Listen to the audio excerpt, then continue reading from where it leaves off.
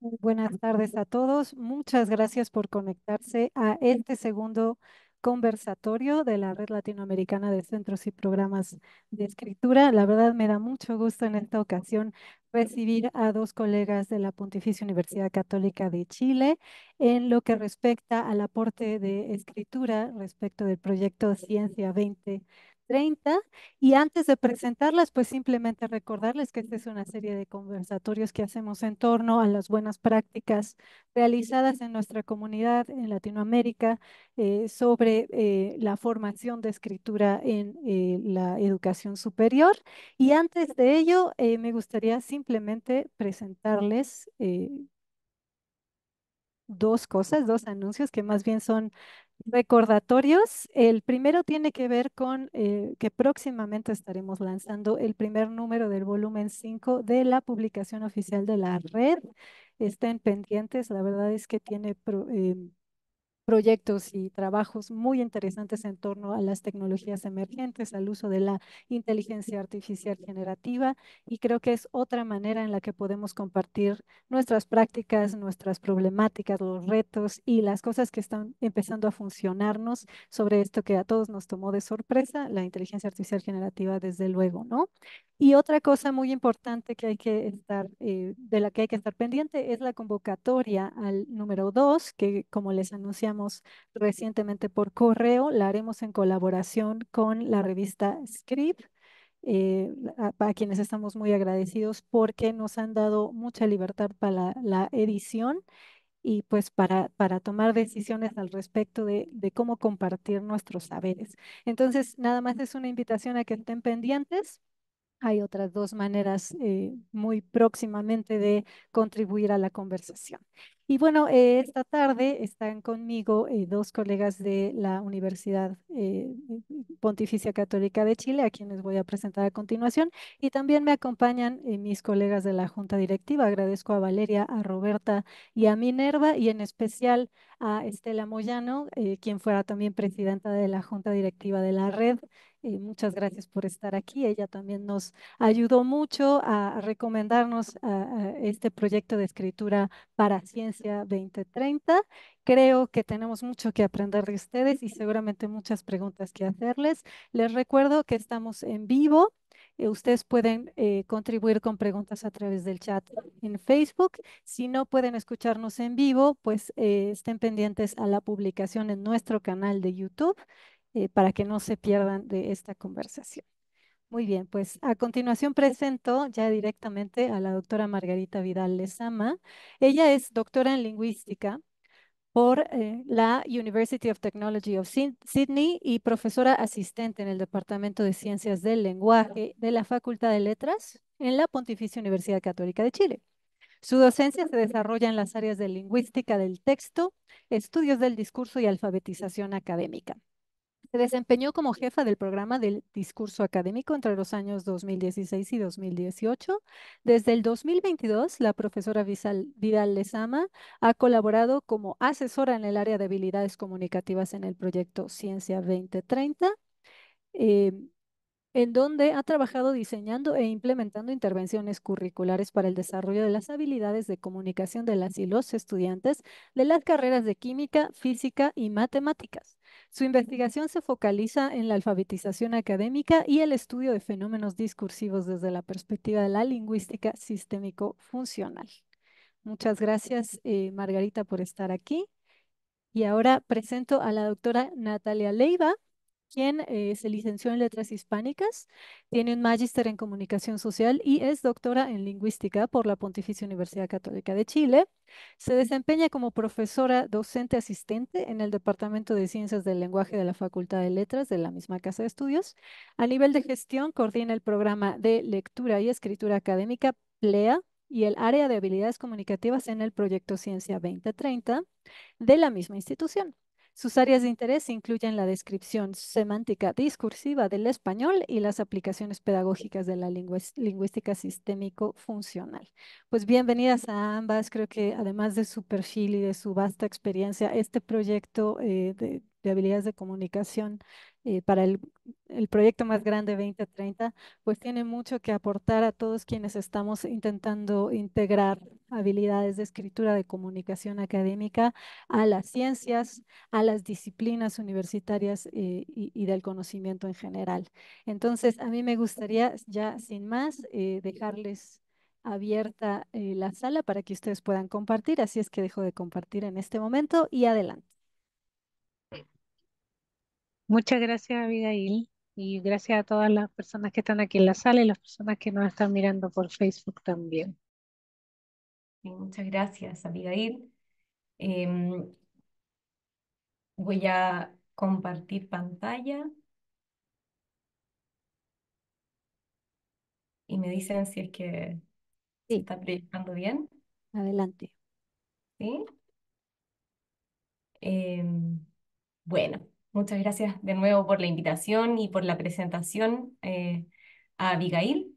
Y les damos la bienvenida a esta breve presentación que hemos titulado Científicos y lingüistas, aplicaciones colaborativas para el desarrollo de habilidades de comunicación en la formación en ciencias.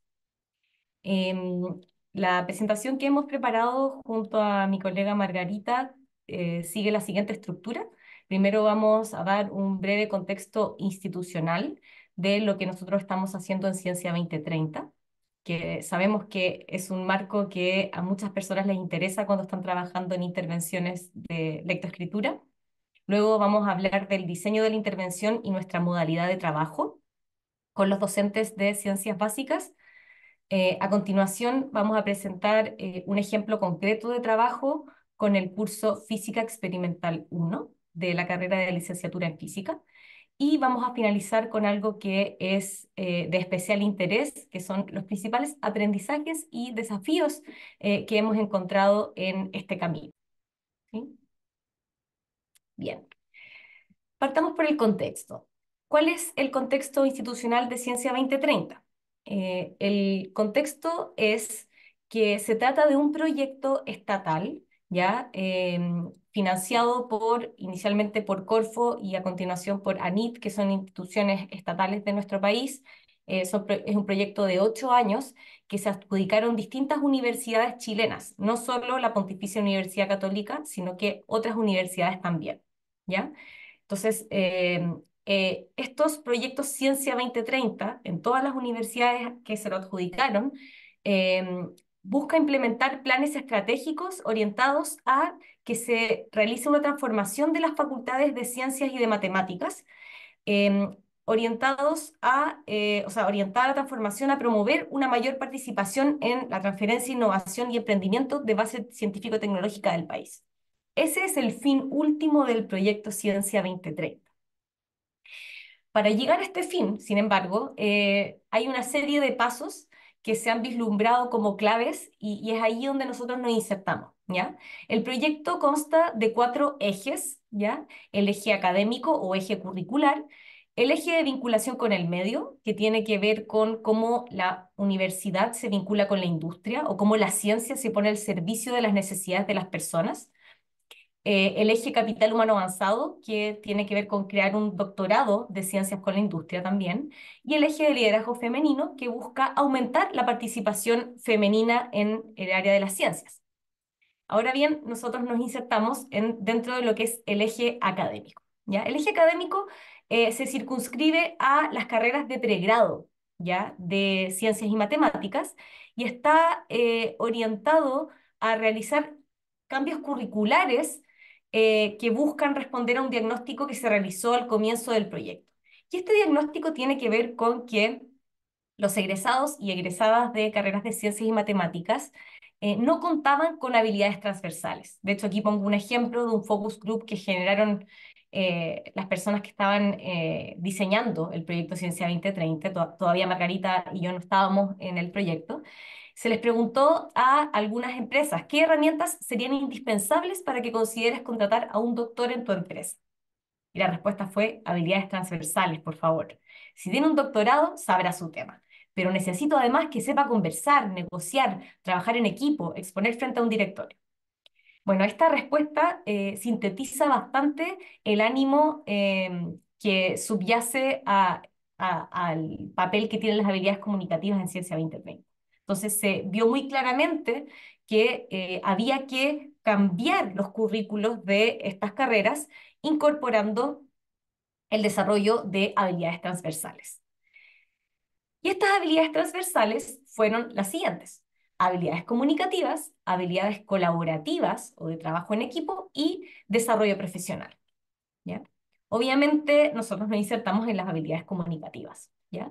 Pero a partir del reconocimiento de estos tres puntos de habilidades transversales, como ellos le llamaron en su momento, se llevó a cabo una marcación de cursos mínimos a lo largo del currículum de 4 carreras en particular: matemáticas, química, física y astronomía, ¿ya? Esta marcación de cursos eh, fue realizada en 8 cursos en matemáticas, química 7, física 8 y astronomía 9. Es decir, de la totalidad de cursos de las mallas, estos cursos fueron marcados. En matemáticas fueron originalmente marcados todos los cursos. Nosotros no estábamos, por cierto, en ese proceso, pero con el tiempo y fuimos viendo que era un problema tener todos los cursos marcados, ya podremos profundizar en ello. Así que se llevó a cabo un recorte de cursos marcados y se igualó bastante a las demás carreras que nos parecía que era un número más razonable. Así se puede ver una malla curricular y pueden ver en cuadritos cuáles son los cursos marcados, en este caso de química y farmacia, ¿ya? Todos los cursos que están marcados son los que se incorporaron las habilidades transversales. Entonces, como pueden ver en este caso, es un curso por semestre, ¿ya? Aquí el año se divide en semestre 1, semestre 2, así que podemos decir que en cada semestre había al menos un curso marcado. Ese es como el general de las carreras. La marcación de cursos, ¿qué es lo que supone? Supone la incorporación de ciertos resultados de aprendizaje vinculados con las habilidades transversales. Y esto estuvo a cargo de un comité curricular compuesto por profesores de cada una de las carreras, ¿ya? Y una experta en análisis curricular, que también colaboró. No estábamos nosotros todavía, ¿ya? Les doy un ejemplo. En otro curso, Física Experimental 1, a los numerosos resultados de aprendizaje disciplinares, como por ejemplo analizar fenómenos fundamentales de la mecánica clásica a través del desarrollo de actividades prácticas de laboratorio. Aquí puse 2 de ejemplo, pero son varios disciplinares. Se añadieron resultados vinculados con las habilidades de comunicación. 5, presentar resultados científicos a través de presentaciones orales y o pósters. 6, elaborar informes de laboratorio sobre mecánica clásica utilizando el razonamiento y el estilo propio de la física, ¿ya? Todo esto entonces se realizó alrededor del año 2021, 2020, y nosotros llegamos cuando ya estaban incorporados y aceptados estos resultados de aprendizaje, y el desafío era bajarlos, es decir, cómo logramos que los docentes desarrollen actividades, evaluaciones que permitan cumplir estos resultados de aprendizaje que son nuevos. Y ahora le doy el paso a Margarita para que les explique cómo trabajamos para lograr esto. Bueno, muchas gracias, Natalia. Yo les voy a contar un poco sobre los lineamientos teóricos que fundamentan nuestro trabajo, y algo importante que tenemos que plantear desde un principio es que nosotras somos lingüistas, y entonces abordamos también esta labor de alfabetización desde nuestra disciplina. Y para hacer esta bajada en el fondo de lo que planteaba Natalia respecto de la estructura más amplia y general curricular del proyecto y del eje curricular en el que nosotros nos insertamos, nos planteamos 2 preguntas que son muy importantes, que han sido reflexionadas también por Estela Moyano, por ejemplo, en distintas publicaciones, que tienen que ver con esta distinción entre qué enseñar y cómo enseñar, ¿sí? Y desde el punto de vista del proyecto, el qué enseñar está planteado como habilidades comunicativas en ciencia en términos generales, Y el cómo enseñar se planteaba en términos de, ¿puedes como hacerle clic, Natalia? ¿No? De esta actualización curricular, en el fondo, que estaba proponiendo el proyecto.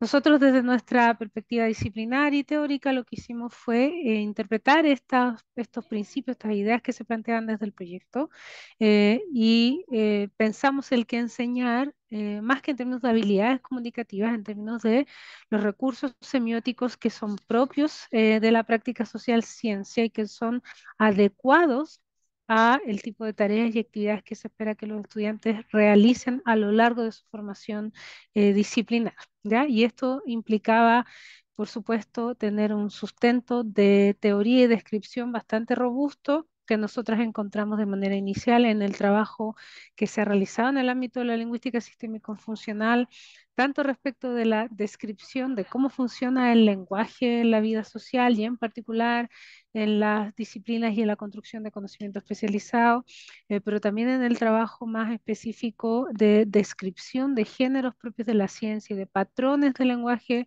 y semióticos en general que son propios de la ciencia. ¿Sí?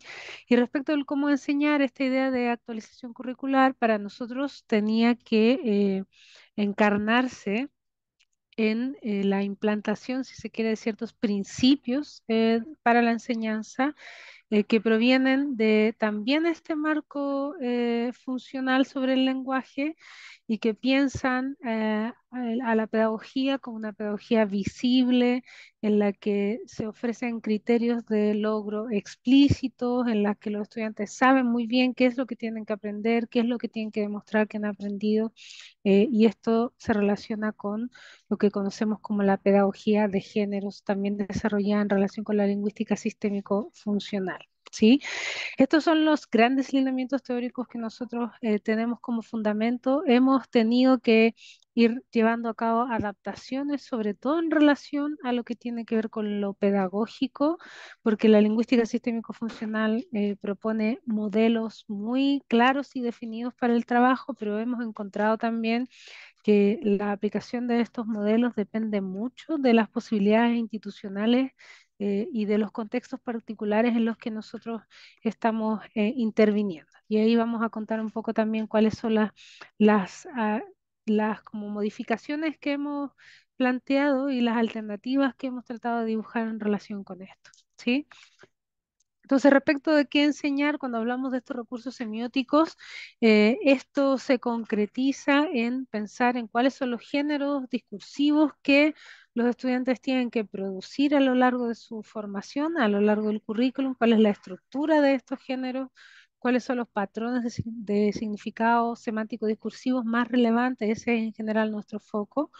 Y también algo que se ha empezado a levantar como muy relevante es cuál es la relación entre los modos semióticos que aparecen en los textos, algo que hemos empezado a ver también en colaboración con otros colegas que están trabajando en el área de la ciencia, es lo relevante que es la multimodalidad de los textos científicos, el uso del lenguaje matemático, el uso de elementos visuales, ya sean imágenes, gráficos, diagramas, todo eso también juega un rol muy importante en la construcción de conocimiento en este ámbito, ¿sí?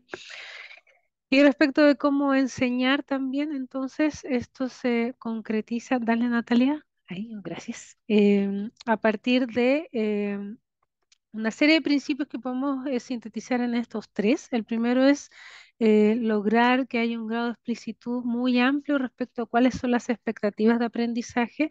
De alguna manera esto se materializa ya en la definición de resultados de aprendizaje en los programas en relación con las habilidades comunicativas, pero nosotros bajamos esto en términos prácticos también a otros documentos que son importantes en el proceso formativo como las instrucciones para los trabajos que los estudiantes tienen que realizar, las pautas de evaluación o rúbricas que hemos desarrollado, incluso el desarrollo de ciertos modelos de texto para que los estudiantes tengan una idea muy clara de qué es lo que se espera que hagan y que demuestren en este proceso de formación. Un segundo principio tiene que ver con el andamiaje, es decir, que haya un acompañamiento continuado a lo largo del tiempo en el proceso de enseñanza. Esto implica en términos como prácticos no decirle al estudiante tienes que escribir un informe laboratorio, sino que mostrarle cómo es que va a lograr escribir ese informe de laboratorio, cuál es la estructura de ese informe, cuáles son los patrones que pueden ser más difíciles de alcanzar en términos del lenguaje y además, junto con este andamiaje, lograr que haya una cierta progresión en este acompañamiento en el sentido de que los estudiantes puedan transitar de un momento en el que llevan a cabo esta escritura o elaboran este texto con un nivel de acompañamiento alto y poco a poco van haciéndose más autónomos en esa tarea, ¿sí? Esto implica mirar esta progresión tanto en el contexto de un curso particular, pero también en el contexto de toda la formación curricular, que es un poco la característica relevante que tiene este proyecto que nos permite intervenir y ir entregando este tipo de herramientas y enseñanzas a lo largo de la formación y no solamente en cursos específicos en algún momento del currículum, ¿sí? ¿Cuál es nuestra modalidad o metodología de trabajo, la que hemos estado elaborando hasta ahora? Hay tres etapas en nuestra modalidad de trabajo. Estas etapas se llevan a cabo cada vez que nos vinculamos con un curso en alguna malla curricular de las carreras que Natalia mencionó. El primer paso implica el diseño de las actividades que se van a realizar. Este diseño se lleva a cabo previo a la implementación de la intervención. Em, en este diseño lo que hacemos es trabajar de manera interdisciplinaria con el docente disciplinar del curso y en ese trabajo vamos evaluando en conjunto cuáles son las necesidades del curso respecto al desarrollo de estas habilidades. Identificamos también cuáles van a ser los focos de intervención más relevantes y diseñamos algunas innovaciones pedagógicas para el curso. En la naturaleza de esas innovaciones y la extensión de ellas depende de cada uno de los casos con los que trabajemos, depende de, por ejemplo, cuántos contenidos tiene que revisar el profesor a lo largo del curso, depende de cuántos estudiantes tenga el curso, depende de cuántos módulos tenga el curso a la semana, es decir, puede variar bastante. Después el segundo paso es el paso de la implementación, que es el primer semestre de la implementación y en ese paso lo que hacemos es entonces poner en juego lo que hemos diseñado en la etapa de diseño y vamos a lo largo de esta implementación también haciendo una evaluación cualitativa de cómo va funcionando. Esta evaluación cualitativa implica ir conversando con el profesor a lo largo del semestre. Para preguntarle cuáles son sus impresiones respecto del proceso, ir escuchando también lo que dicen los ayudantes de los cursos, lo que dicen los estudiantes también. Y el último paso es el paso de reimplementación, que tiene que ver con la manera en que se espera que esta intervención se mantenga en el tiempo. ¿Sí? Nosotros diseñamos ciertas intervenciones para un curso en un momento específico, se implementan, pero lo que se espera es que cada vez que ese curso sea enseñado, estas innovaciones pedagógicas se vuelvan a repetir y vuelvan a aparecer en ese curso. Eso depende, por supuesto, de quién está haciendo el curso. A veces nos ha pasado que es el mismo profesor con el que hicimos el diseño y la implementación quien vuelve a enseñar el curso del siguiente ciclo, pero otras veces es otro profesor y en esos casos tenemos que llevar a cabo esta reimplementación que implica hacer un traspaso de las innovaciones al curso, volver a negociar con los nuevos docentes el tipo de actividades que hacemos, alinearlo respecto a las expectativas que hay en relación a este proyecto y también a lo largo del semestre prestarles el apoyo que ellos necesitan para la implementación. Algo muy importante que nos parece necesario destacar de la manera en que trabajamos tiene que ver con el desarrollo de este trabajo interdisciplinario y complementario entre nosotras como docentes lingüistas y los profesores de ciencias como docentes disciplinares. Y esto está muy en la línea de lo que plantea también Estela Moyano respecto a los pares docentes o socios de enseñanza. ¿Cómo nosotros llevamos a cabo este trabajo interdisciplinario? Hay dos dominios, si quieren, que podemos mirar. Por una parte, el docente disciplinar lo que hace en este trabajo interdisciplinario es identificar el género con que vamos a trabajar, identificarlo en el sentido de seleccionarlo, en el fondo. Si este es el texto que yo quiero que ustedes trabajen, es lo que nos plantea a nosotros, este es el texto que mis estudiantes tienen que escribir, es importante por esta o por esta razón en términos del campo disciplinar. Él también o ella nos provee ejemplares, modelos, aquellos textos que considera que están mejor logrados. Aquí también esto nos ha permitido descubrir cosas como que los docentes no son los que hacen la calificación de los trabajos, sino que son los ayudantes, entonces hemos tenido que hacer procesos de triangulación ahí también con los ayudantes, podemos hablar de eso también más adelante. Eh, el docente o la docente disciplinar también nos ayuda a comprender el contexto en el que funciona este texto, el contexto del curso en el que estamos interviniendo y de manera muy importante nos permite, nos enseña en el fondo cuál es el conocimiento que está en juego en este curso en particular y en este trabajo que los estudiantes tienen que entregar. En ese sentido, lo que hace es construir para nosotros el campo disciplinar que está en juego, que es sumamente importante para que nosotros también podamos contribuir al desarrollo de estas habilidades que nos interesa desarrollar. Y por otra parte, entonces, nuestro rol como docentes lingüistas tiene que ver en general con generar o ayudar a revisar consignas para los trabajos y pautas en el caso de que existan o diseñarlas completamente en el caso de que no existen. Estas pautas tratamos de que sean lo más explícitas posibles y en general tenemos que hacer un trabajo de integrar lo disciplinar con lo lingüístico en esas pautas. También trabajamos en deconstruir didácticamente el género con los docentes o con los estudiantes, de modo que podamos hacer esta enseñanza explícita de qué es lo que se espera respecto a este trabajo. Diseñamos también actividades de enseñanza en aula. Eso también ha sido algo muy interesante para nosotros porque significa que hemos podido ir al aula de ciencias y hablar como lingüistas ahí. Y también nos dedicamos a entregar retroalimentación estratégica a partir de borradores de estudiantes, es decir, ir acompañando este proceso de escritura, de formación de habilidades comunicativas de los estudiantes, no siempre de manera directa, sino que también respecto a nuestro trabajo con los ayudantes de los cursos, que son quienes tienen la labor de manera más clara, la labor de retroalimentar y corregir, evaluar estos trabajos en ciencia. Teniendo en cuenta lo que les hemos planteado respecto a los principios teóricos y la modalidad de trabajo, la manera en que hemos diseñado, hemos llevado a cabo nuestras intervenciones, eh, podemos graficarla como un continuum en el cual tenemos distintas modalidades o formas de intervención según sean las posibilidades de esa intervención. Como les decía, esas posibilidades dependen de los contextos institucionales muy específicos de los cursos, de las carreras. Entonces, por ejemplo, en aquellos cursos en los que tenemos menos posibilidades de intervención, en general nos hemos enfocado en trabajar colaborativamente con el docente para elaborar consignas y pautas. Ya unas consignas lo más detalladas posible para que el estudiante tenga mucha claridad respecto de lo que se espera que haga en esa tarea de escritura o tarea de presentación oral, que también es otra de las tareas que hemos trabajado, y lo mismo con las pautas de evaluación.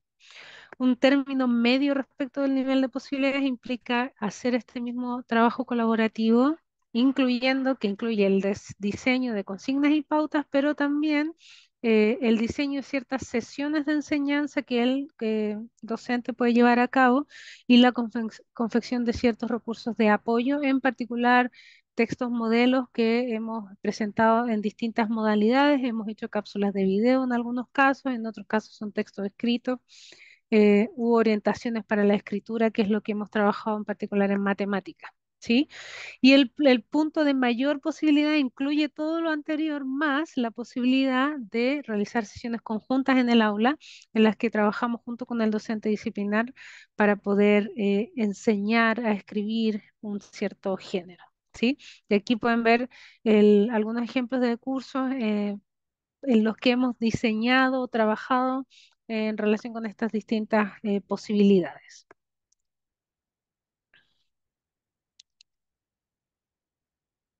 Y ahora Natalia les va a mostrar un ejemplo concreto que tiene que ver con el curso de Física Experimental 1, que es donde hemos podido desarrollar la mayor cantidad de actividades hasta ahora. Sí, exactamente.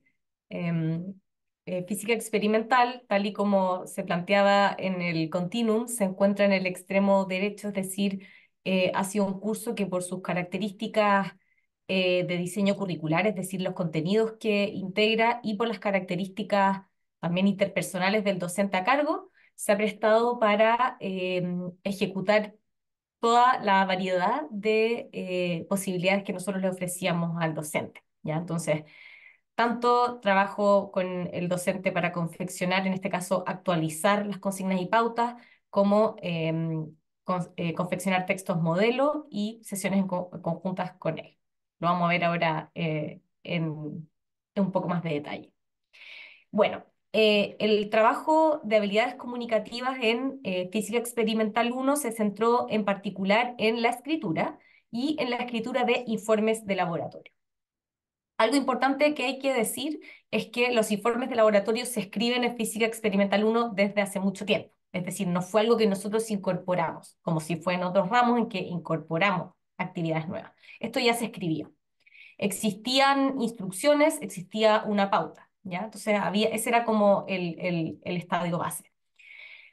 Para hacer este trabajo, nos juntamos regularmente en sesiones periódicas con el profesor del curso. Éramos 3 lingüistas, estaba yo con otros 2 colaboradores del equipo, y sumando todas las horas de reuniones, dan alrededor de 9 horas en total en que nos juntamos con este docente, pensando en que las reuniones eran aproximadamente de 1 hora y media, ¿ya? Entonces fue un trabajo bastante considerable, en que lo digo porque esto va a tener mucho eco en la dimensión interpersonal que luego va a destacar Margarita hacia el final de la presentación, ¿ya?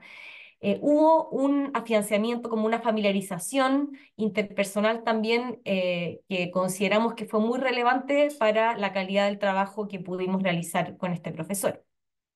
De hecho, hemos acuñado el nombre de diálogos interdisciplinarios fructíferos para hablar de lo que creemos fue clave para llegar a la calidad de esta intervención, ¿ya?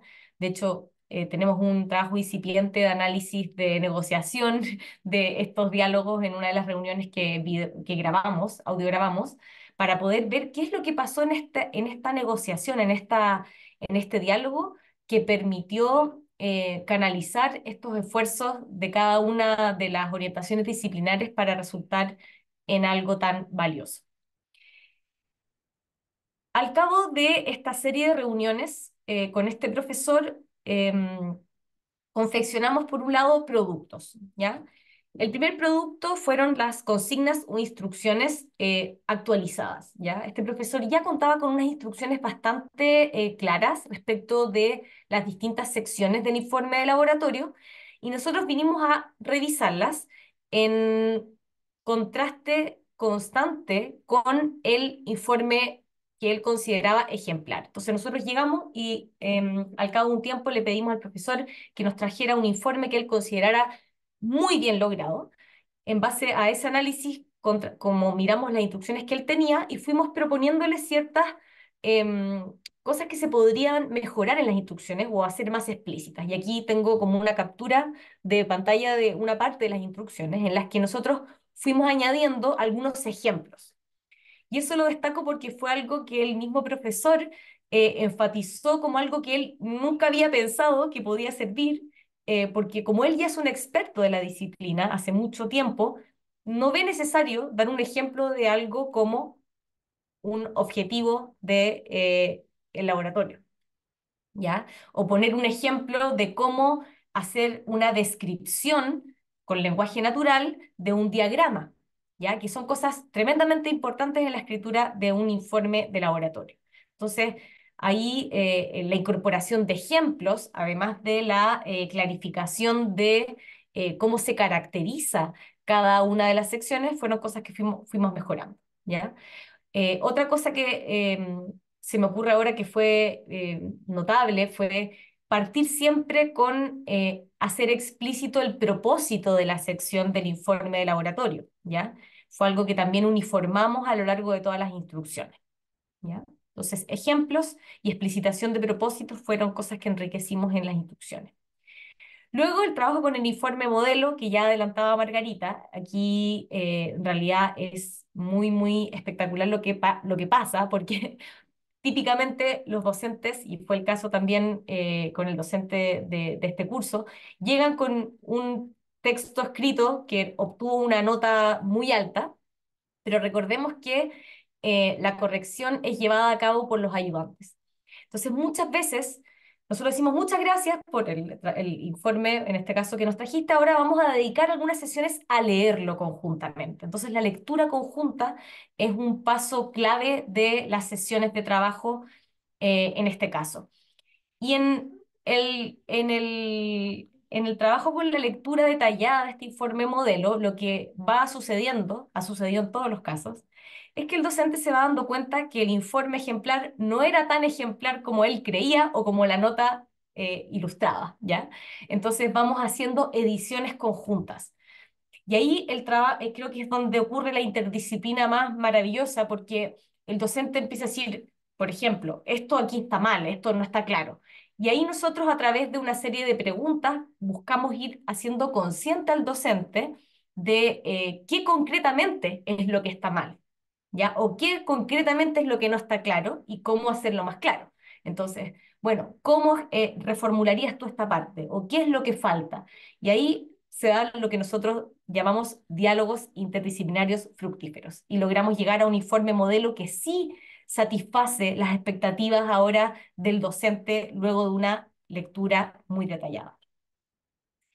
Luego la pauta de evaluación, ya que en este caso el docente ya contaba con una pauta, nosotros solamente lo que hicimos fue enriquecerla a partir de este trabajo con el informe modelo. Ahora nosotros ya después de estas sesiones sabíamos qué características tenía un informe ejemplar para este docente, entonces lo que hacíamos era procurar que la pauta de evaluación reflejara fielmente esas expectativas, ¿ya? Para que hubiera coherencia entre estos tres productos: instrucciones, informe modelo y pauta.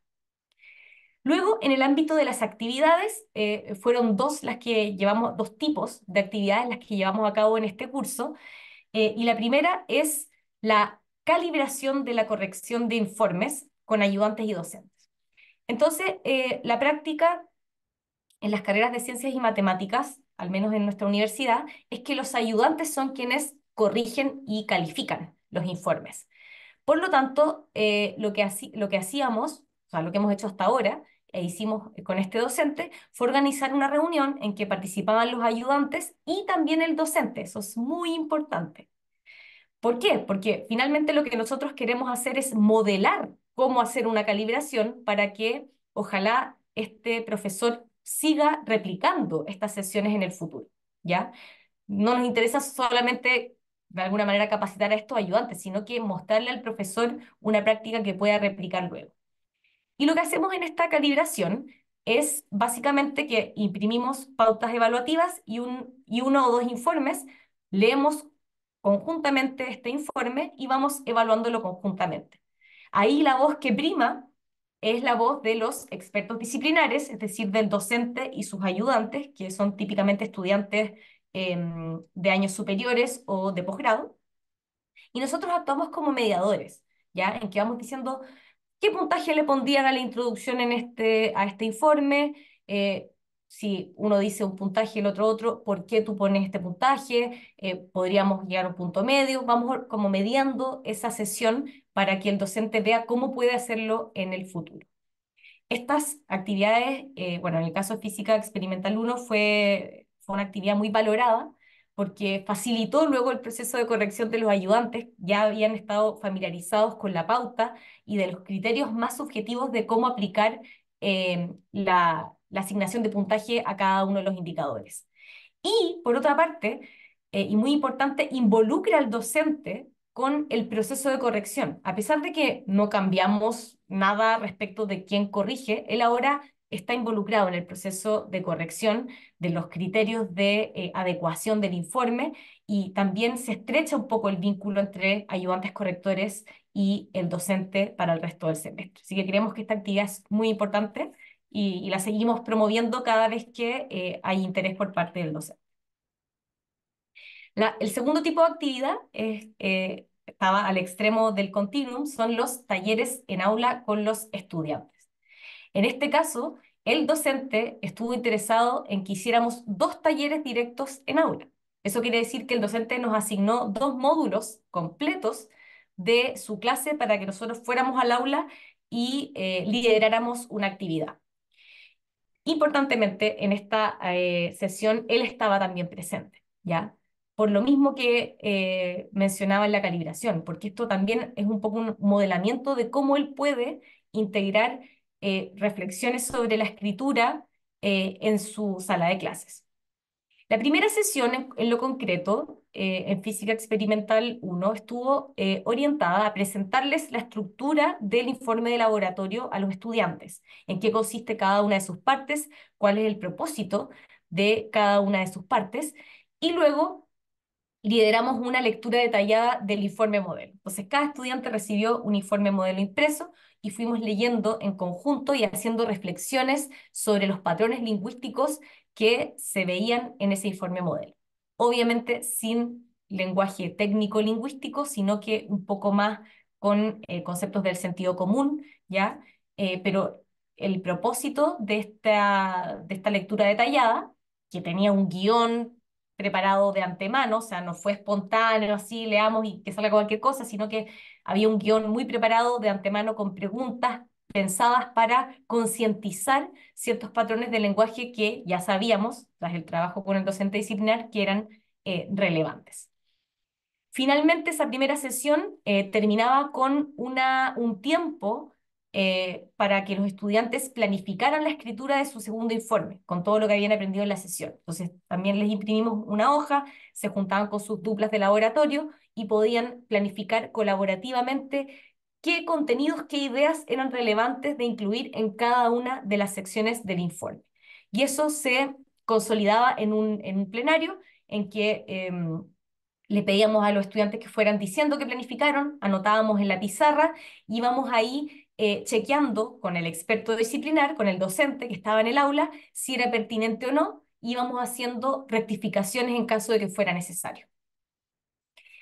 En la segunda sesión, los estudiantes ya habían entregado informe 1 e informe 2. En total eran como 5 informes que tenían que entregar a lo largo del semestre.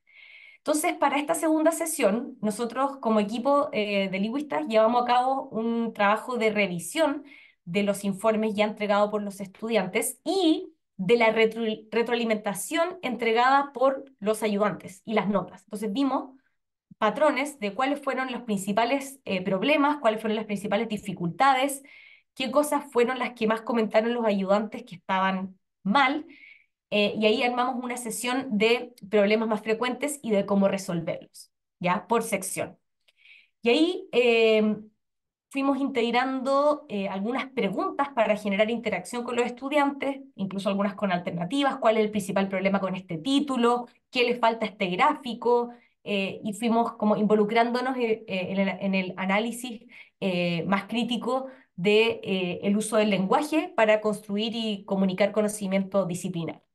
Y ahí fue muy interesante, nos ha pasado con otras sesiones en aula, porque se genera una conversación entre el docente disciplinar, nosotros como lingüistas y algunas preguntas que van surgiendo de los estudiantes. Entonces, los estudiantes también ahí pueden ver muy claramente esta interdisciplina, de cómo nosotros vamos mediando, pero vamos escuchando al docente disciplinar, cómo el docente disciplinar escucha a nosotros los lingüistas educacionales, y se da creo que algo que es muy importante y muy útil para los estudiantes también en su desarrollo de estas habilidades.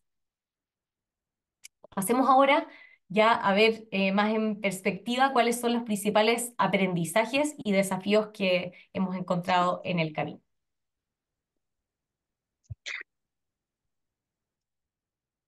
Bueno, voy a mencionar brevemente estos puntos porque ya estamos cerca de la hora y la idea es que tengamos algunos minutitos para preguntas, pero son cosas que ya han aparecido a lo largo de nuestra presentación. Primero, hemos aprendido a hacer trabajo interdisciplinario fructífero, nos hemos dado cuenta de lo importante que es en este trabajo interdisciplinario la dimensión interpersonal, en particular la manera en que nos posicionamos ambos roles, el lingüista y el docente disciplinar, como expertos en nuestra disciplina y podemos interactuar y negociar en la interacción a partir de esa expertise y del reconocimiento del conocimiento especializado que el otro tiene. Eso ha sido sumamente relevante y también muy interesante de observar como lingüistas respecto a cómo se lleva a cabo esa interacción y como mencionaba Natalia, es algo que también queremos explorar desde un punto de vista más descriptivo, ¿no? Un segundo aprendizaje tiene que ver con aprender a dejar ir. Esto también es algo que hemos como practicado mucho estos años y tiene que ver con que muchas veces el control sobre la intervención no está en nuestras manos. Muchas veces quisiéramos que quizás hacer más de lo que podemos hacer, pero por supuesto que tenemos que ir equilibrando y encontrando los puntos de equilibrio que nos permitan ir trabajando en los distintos contextos en los que nos movemos, teniendo en cuenta las posibilidades y las constricciones de cada espacio en el que estamos insertas. En ese sentido, eso también ha sido un aprendizaje importante. Nos ha servido, creo, también pensar que esta es una intervención de largo aliento en todo el currículum. Entonces, si en un curso hay algo que no podemos hacer, sabemos que eso puede balancearse en los distintos cursos que vienen más adelante o que han aparecido antes. Eh, Respecto a los desafíos, hay un desafío que es sumamente importante que tiene que ver con la continuidad de la intervención. Mencionamos que en el diseño de nuestro modelo de trabajo estamos tratando de ir consolidando la reimplementación de las intervenciones que hemos ido haciendo, pero por supuesto también esto no depende de nosotros. Cada vez que se genera un cambio institucional de esta naturaleza, estos cambios no son uniformes ni van a producirse de manera mágica de un momento a otro, sino que siempre están estos como baches en el camino que hay que ir solucionando y uno de esos tiene que ver con cómo vamos dándole continuidad a esta intervención. ¿Sí? Nuestra esperanza es que después de nuestro trabajo y a lo largo de este trabajo que hemos estado haciendo, los docentes vean el efecto que esto tiene en sus estudiantes, en sus procesos de enseñanza y decidan continuar con las intervenciones en sus cursos. Y esto se relaciona con este último desafío, que es la evaluación del impacto. Nosotros sabemos que este es un desafío que está en todos los centros y programas de escritura, es un tema sobre el que tenemos que ir trabajando en conjunto. Para nosotros es muy importante también porque la evaluación del impacto se relaciona de manera muy cercana con darle continuidad a la intervención, ya que en la medida en que podemos demostrar con evidencia explícita, recuerden que estamos trabajando con científicos, entonces ellos necesitan que les mostremos evidencia clara y objetiva. En la medida en que podamos ofrecer ese tipo de evidencia, los profesores van a convencerse, van a reconocer el impacto de este trabajo y eso puede ayudarnos a asegurar más la continuidad de lo que estamos haciendo. ¿Sí? Eso sería. Muchísimas gracias. Pues muchísimas gracias a ustedes. La verdad es que nos han dado una panorámica muy integral de principio a fin, desde cómo fue concebido esta intervención hasta los distintos niveles de intervención. Este caso de éxito que deja bastante explícita, pues explícito el valor que tiene este proyecto y las preguntas que yo creo que nos surgen, pues son muchas. Yo tengo al menos un par, pero quisiera dar pie a escuchar a las personas que nos están mirando en el en vivo. Por el momento no hay ninguna pregunta, puras felicitaciones, por cierto, si quieren verlas, saludos y felicitaciones de distintas partes de Latinoamérica. Pero aquí en la sala sé que también mis colegas han estado escuchando con mucho interés y atención y me gustaría pues dar pie a abrir micrófono por si tienen alguna duda. ¿Alguien quiere comentar algo?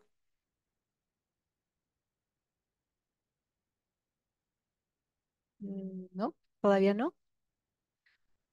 Bueno, quizás entonces comienzo yo con una pregunta, a ver si con esto animamos más la discusión y aprovechamos que están aquí en vivo justamente para escucharlas.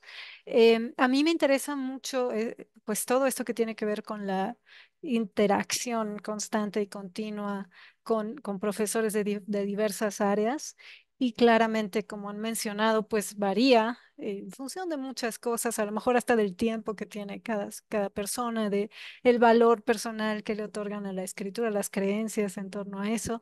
Mi pregunta tiene que ver con, pues, que nos puedan dar una sugerencia sobre el lugar que ocupa, que ustedes creen que es el mejor para la escritura dentro de cursos disciplinares. Es decir, ¿a qué me refiero? A una intervención de escritura para aprender como una actividad, o es necesario que la escritura forzosamente esté ligada a un trabajo final, a un entregable que se califica con, digamos, alto riesgo para el estudiante, etcétera. Y eso por un lado, y por otro, en cuanto a la evaluación, si esta evaluación incluye y hasta qué grado elementos o criterios propiamente de escritura. No, no sé si por ahí se entendió mi pregunta. Sí, a ver, adelante. Natalia, adelante. Bueno, la primera pregunta tenía que ver con el lugar más propicio para incorporar la escritura.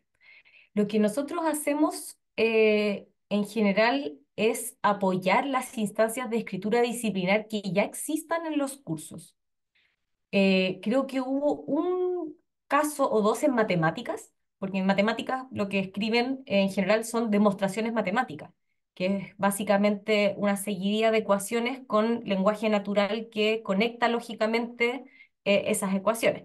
Entonces, ese tipo de escritura lo hemos trabajado porque es lo que verdaderamente necesitan, y en pocos cursos hemos integrado o al profesor se le ha ocurrido incorporar un trabajo adicional de escritura, pero pasó una vez en matemáticas. En general, buscamos que el trabajo con la escritura, insisto, sean escritura disciplinar que ya sea requerida por la asignatura, no hacer algo aparte. Entonces, nosotros venir a impulsar la enseñanza más explícita de esa escritura, porque lo que pasa es que los profesores son expertos y han aprendido por ensayo y error y ya publican sus papers y saben comunicarse tanto por escrito como oralmente. Entonces, lo que nosotros tratamos de hacer es ayudarles a enseñar eso de manera más explícita y darle más andamiaje a los estudiantes, pero no incorporar cosas aparte. Ahora, creo que quizá lo que te voy a decir ahora responde mejor la pregunta.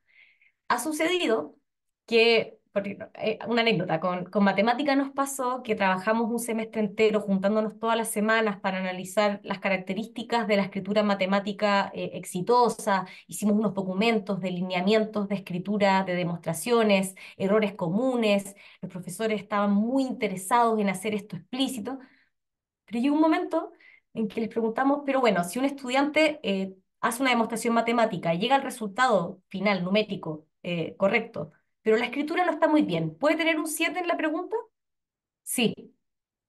Y ahí fue como, no, pues ahí hay un error, eso no puede pasar.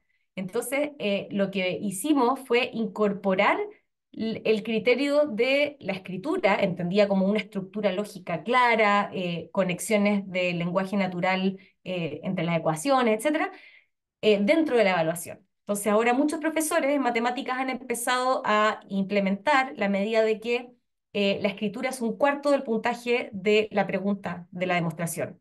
Entonces, si un estudiante llega al resultado numérico, pero la escritura es desastrosa, no puede tener el puntaje máximo. Puede tener, no sé, un 6,4, por poner un ejemplo. Entonces, ¿Puedo eso ahí? Perdón. creo que ha contribuido a transmitir el mensaje de manera más prístina.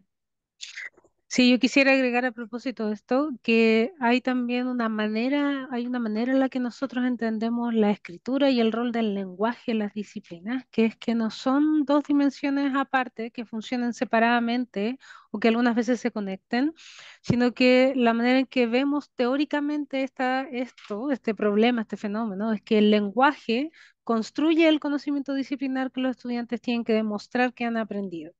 Y en ese sentido, en los cursos de ciencia y en cualquier curso disciplinar en realidad, lo más lógico desde este punto de vista es trabajar la escritura que los estudiantes ya hacen porque en esa escritura se ponen en juego los recursos del lenguaje o semióticos en general, que son clave en ese campo disciplinar para ir construyendo el conocimiento de esa disciplina y por lo tanto transformándose en expertos disciplinares. En este sentido, también para nosotros ser un experto en una disciplina implica en gran medida construir un cierto repertorio de recursos semióticos que podemos usar en ciertas prácticas. Eso es lo que caracteriza a un experto.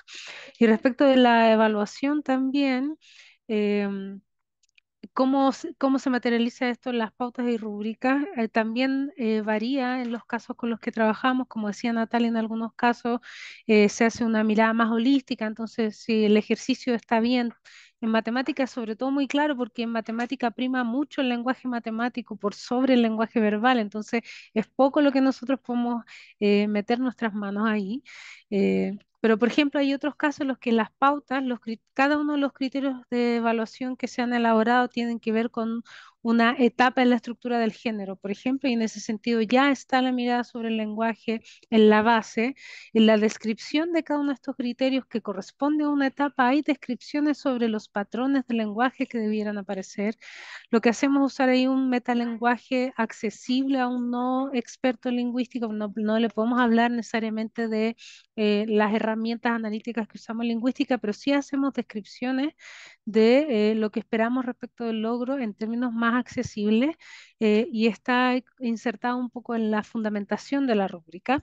Y hay otros casos, y esto también depende de lo que los docentes nos piden, se plantea un criterio de escritura o de lenguaje aparte que tiene un cierto peso específico en relación a todo el resto de la rúbrica. Entonces, todo esto varía dependiendo también de los cursos con los que trabajemos.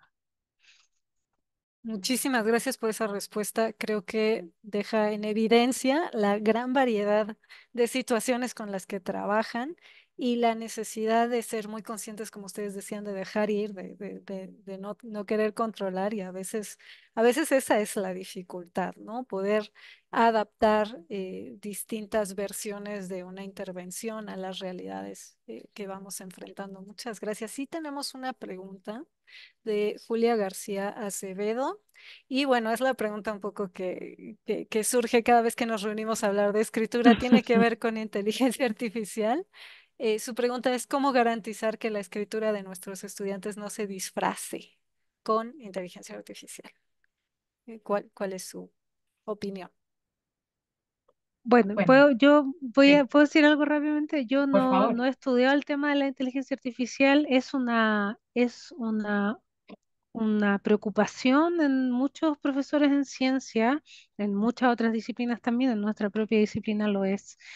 A mí me parece que y aquí voy a hablar por experiencia de mi docencia, no tengo otra evidencia para hablar. Creo que en la medida en que las tareas de escritura que se entregan a los estudiantes son disciplinarmente fundamentadas, están claramente vinculadas al contenido que estamos viendo en el curso, al tipo de enseñanza que estamos haciendo, eh, y se elaboran instrucciones en las que los estudiantes tengan que responder, por ejemplo, o integrar las lecturas que estamos viendo. eh, la inteligencia artificial tiene problemas para responder a ese tipo de instrucciones. No sé si es la inteligencia artificial o son los estudiantes los que no saben darle esa instrucción a la inteligencia, no lo sé, puede ser que sea ambas, ¿sí?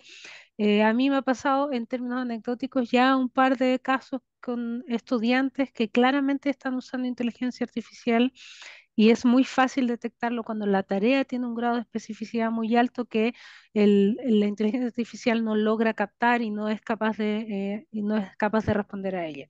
En ciencia, esta es una discusión que está abierta porque hay procedimientos respecto de cálculos, por ejemplo, que se tienen que llevar a cabo, que podrían realizarse potencialmente con inteligencia artificial, pero en términos estrictos, esto no es una discusión que estemos teniendo todavía en el ámbito de nuestro eje, ¿sí? No sé, Natalia, si quieres agregar algo.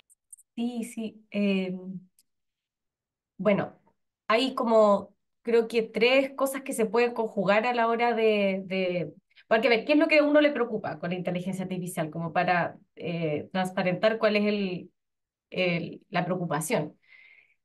es que no se desarrollen las habilidades que uno desarrollaba antes cuando no existía la inteligencia artificial, ¿no? Que es aprender a pensar, a organizar mi pensamiento, mis ideas, a refinar quizá alguna argumentación, etcétera. Entonces, lo que pasa en ciencia es que muchas de las evaluaciones son in situ, es decir, por escrito, tienen muchas interrogaciones. Entonces, ahí ya se está asegurando el aprendizaje de ciertos contenidos. Cuando la inteligencia artificial es una preocupación en las tareas que son para la casa, como por ejemplo los informes de laboratorio.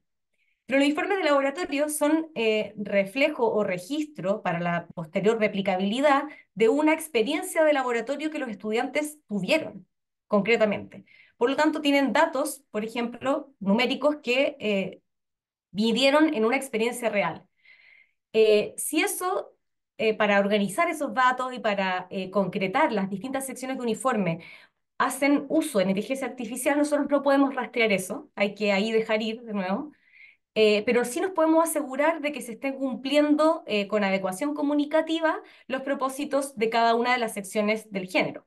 Hasta ahora, con la existencia de la inteligencia artificial hace un buen tiempo, lo que hemos visto es que no todos los estudiantes logran escribir informes con nota 7. Así que todavía ahí hay un desafío y creo que lo que uno puede hacer desde una mirada más pedagógica es asumir que esto va a ser una herramienta, uno no puede estar ahí como en una persecución para encontrar quién usó y quién no, sino que medir la adecuación del producto que yo estoy recibiendo y por lo tanto si se está usando de una manera adecuada o no esta herramienta, porque eso es lo que es, y complementar las instancias evaluativas que son para la casa y que por lo tanto pueden tener apoyo de la inteligencia artificial con otras actividades en las que yo como docente garantice que se estén desarrollando las habilidades que me interesa que se desarrollen.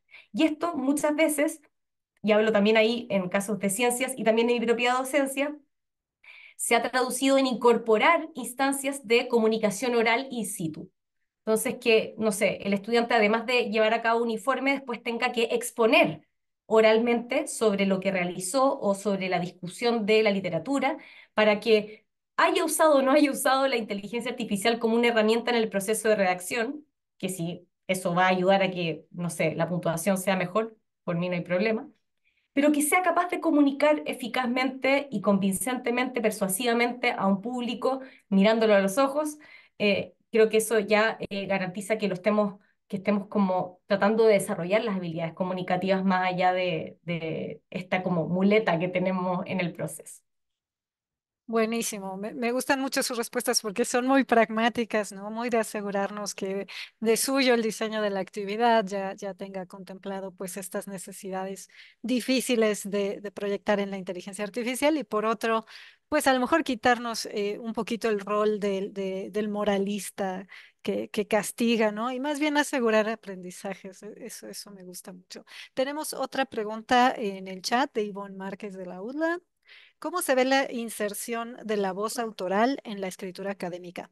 Porque hablando con profesores de disciplinas lo ven como algo contrario al lenguaje científico, pero lo cierto es que esto ha ido cambiando. Me gustaría saber su opinión al respecto.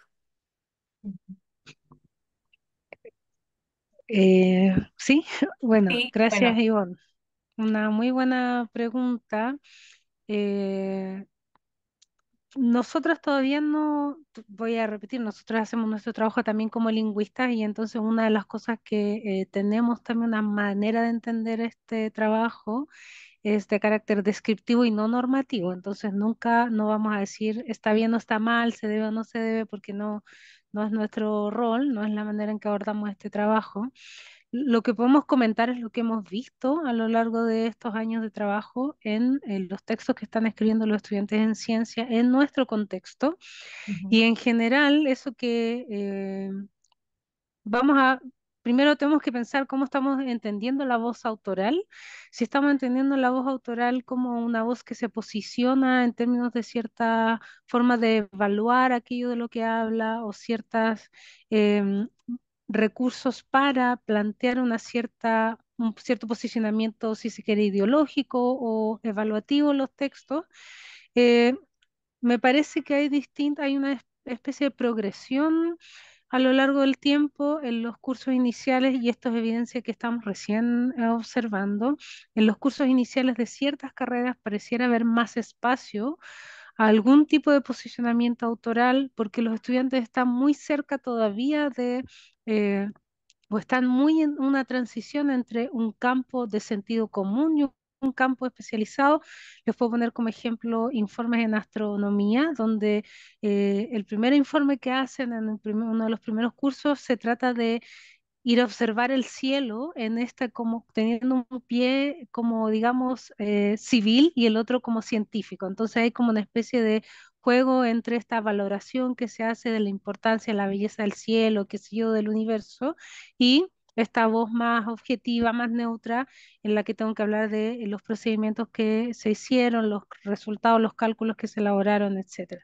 ¿Sí? Ujú, Y hay otras disciplinas, por ejemplo, matemática, en la que esto que nosotros entendemos como posicionamiento autoral es casi inexistente. O sea, hay un nivel de neutralidad, de objetividad muy, muy grande y tiene que ver también con el hecho que en matemáticas el lenguaje verbal aparece mucho menos, ¿sí?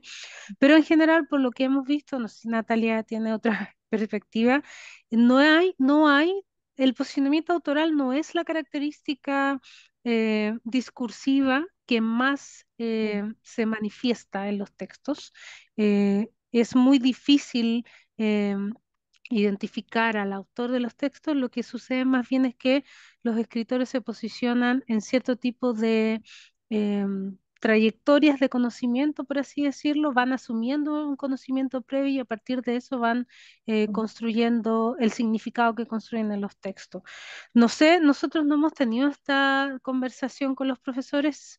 Sí hemos escuchado que nos digan, por ejemplo, no sé, cuando hay descripciones de procedimiento, ellos prefieren que se hagan en términos impersonales, como se midió, se observó, antes que digan nosotros observamos, medimos, qué sé yo. Pero esa es la única preocupación que han ujú. manifestado hasta ahora. Sí, también pienso que este posicionamiento, que es verdad que hay distintas maneras de concebirlo, pero aparece, por ejemplo, si pensamos en el informe de laboratorio, aparece más claramente en ciertas secciones, claramente no en la sección de resultados, donde se registran los resultados obtenidos, sino también puede ser en la discusión, cuando esos resultados se ponen en diálogo y se contrastan con la literatura existente, por ejemplo, con los valores de la literatura, y también de pronto en las conclusiones, cuando se presentan las oportunidades de futuros experimentos o dificultades de la experiencia de laboratorio. Ahora, si eso como decía Margarita, si eso se explícita o no en una primera persona singular o plural y eso va a variar. Lo que sí me llamó la atención fue que en una de estas sesiones, en el curso de Física Experimental 1, el profesor, lo hablamos abiertamente con los estudiantes y el profesor contó que había empezado a aparecer cada vez más en las revistas de la disciplina el uso de la primera persona y que ya no era necesario ni mandatorio como impersonalizar. Entonces, fue interesante porque algo que suele ser como muy normativo en la ciencia fue ahí como conversado y yo les expliqué, bueno, pero ahora como están en un curso de segundo año, practiquen la impersonalización para que sepan utilizar ese recurso y luego cuando les toque publicar en una revista tienen que ver las instrucciones y ver qué se les está pidiendo como para que ellos tengan un repertorio más amplio de opciones lingüísticas para poner en juego. Muchas gracias. Ese es un tema bien interesante. Me parece que Valeria tenías algunas preguntas. ¿Qué tal? ¿Cómo están? Muchas gracias. Súper interesante la presentación. Me parece súper interesante, no sé, lo que han hablado, como las diferentes formas y posibilidades de intervención, la negociación que hay que ir haciendo. Creo que nos dejan mucho que pensar. Un poco estaba mi pregunta, tenía algunas, pero no sé si nos da el tiempo, pero la que tenía, que un poco se relaciona con la última pregunta que habíamos tenido y que sería como un poco cómo podemos, digamos, como personas que están interesadas en la alfabetización académica, literacidades, escritura y lectura en la educación superior, negociar entre la enculturación en las disciplinas y un poco la justicia sociolingüística. ¿no? Como este otro movimiento que hay y creo que por eso quería mencionarla, porque se relaciona con la última pregunta, ¿no? Esta importancia de revalorizar la voz de los estudiantes, de revalorizar e incorporar parte de sus prácticas vernáculas. Ese es un tema que a mí me interesa muchísimo. Y bueno, no sé si tendrían algo que añadir con respecto a esto, cuál es su posicionamiento, si es que, digamos, cómo negociar a nosotros como profesoras, digamos, de escritura y lectura, esta obligación que tenemos real, ¿no es cierto? A ver, usted tiene que saber cómo se escribe en física, en matemática, ¿no es cierto? Con la posibilidad que creo que, no sé, creo que yo lo siento así, al menos como la obligación de también, a ver, también siempre generar la posibilidad de cambio, ¿no? Bueno, no sé si logré articular la pregunta, si está claro. Sí, Sí, sí, sí. Valeria, muchas gracias. Una Dale, interesante Margarita. pregunta es así. Voy a responder por mí. No sé si represento con esto a Natalia. Después, Natalia, tú puedes como responder de nuevo. Pero me parece que en el ámbito de la ciencia en particular hay una cuestión que es sumamente importante, que es que hay una cierta manera de construir conocimiento de ciencias que es diferente de la manera en que se construye conocimiento en humanidades, por ejemplo, o en ciencias sociales. Y ha sido desde el nacimiento de la ciencia, digamos así, ¿sí? Que es una manera que podemos describir como integradora, en el sentido de que en general lo que se tiende a hacer no es romper con una tradición existente, sino que construir sobre el conocimiento que ya ciertos autores han planteado, ¿ya? Y si bien nosotros de la ciencia conocemos a grandes nombres y podemos como a lo mejor mencionar a personas que han sido importantes en el ámbito científico y que son conocidos como para los legos, como nosotros, lo que es más importante en la ciencia no es tanto quién está planteando un cierto conocimiento, sino cuál es el conocimiento que se plantea y cómo se llega a ese conocimiento, ¿sí? Y de qué manera ese conocimiento se integra a el caudal de conocimiento previo que ya existe.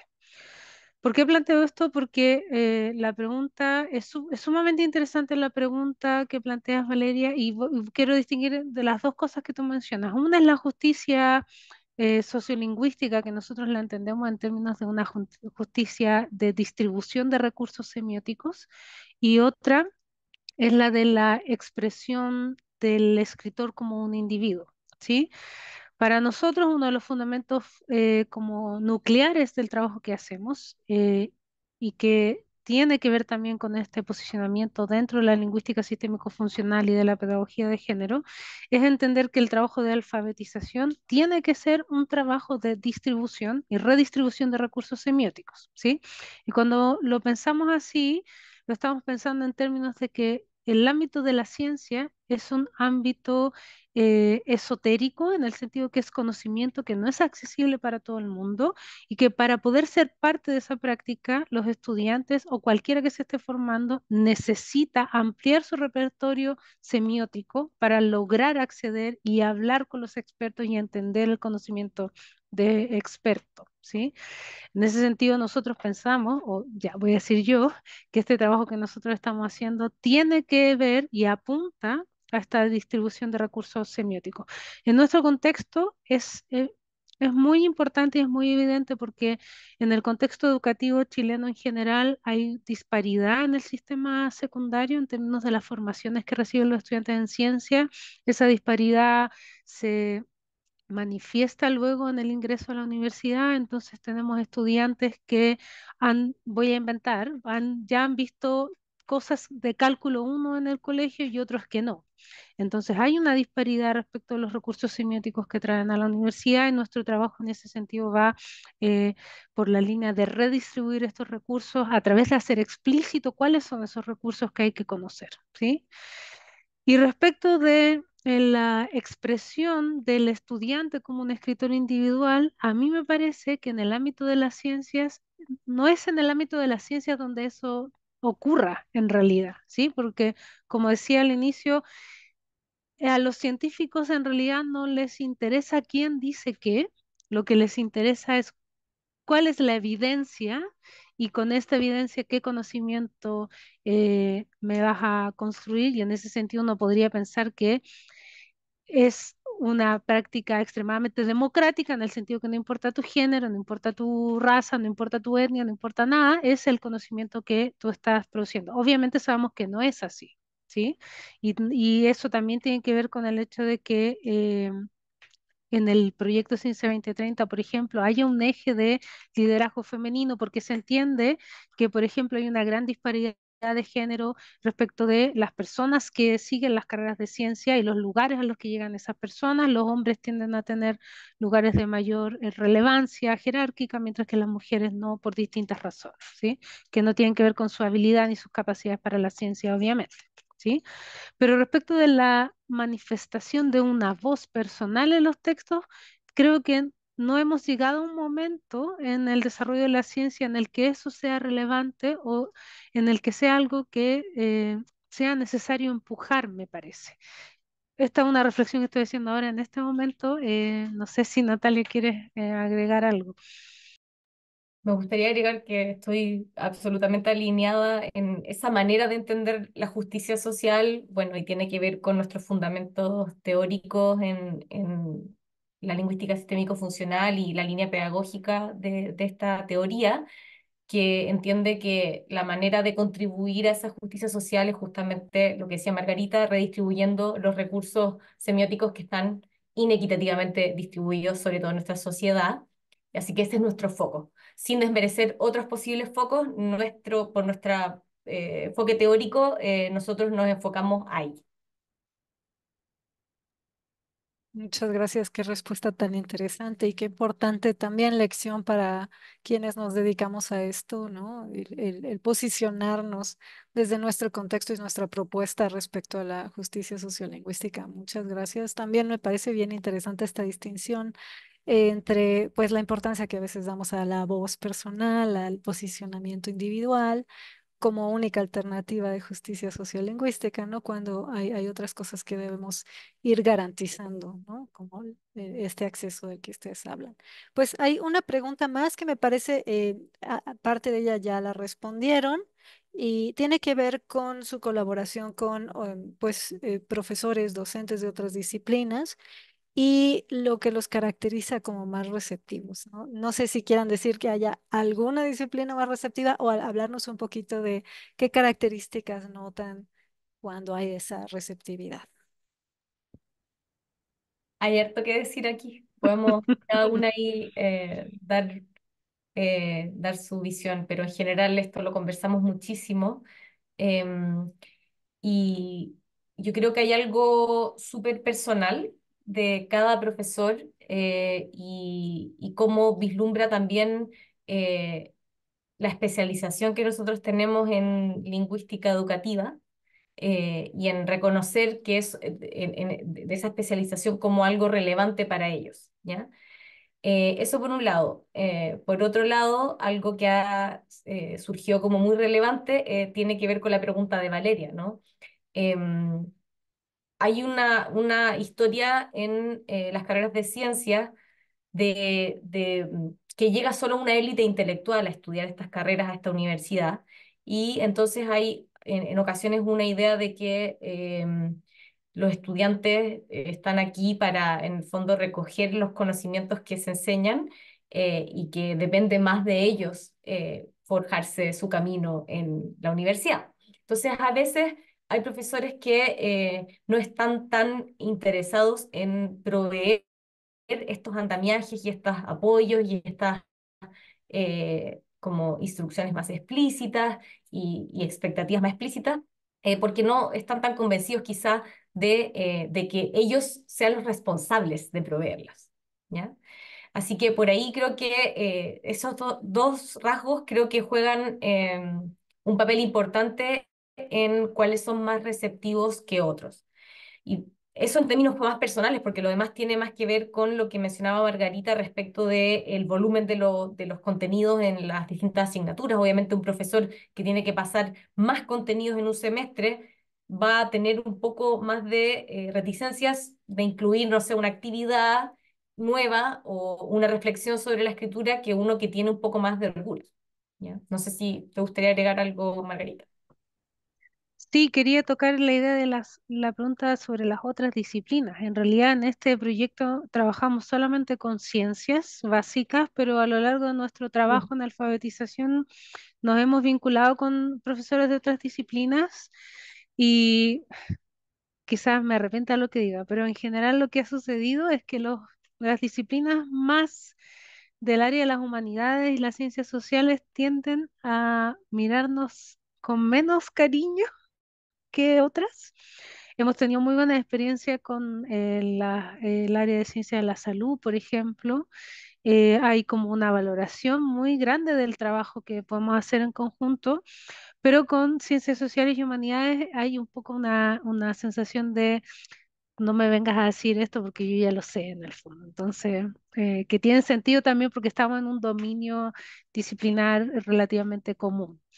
Eh, pero eso, solo eso quería agregar, me arrepentí. No, gracias por la honestidad. Creo que varios coincidimos. Yo también me arrepentiré. Bueno, me parece que ya no tenemos preguntas. Nada más comentar que esta última pregunta la hizo Margarita Godínez y comentó también que le pasa lo mismo en su campo. Pues nada, nada más agradecer.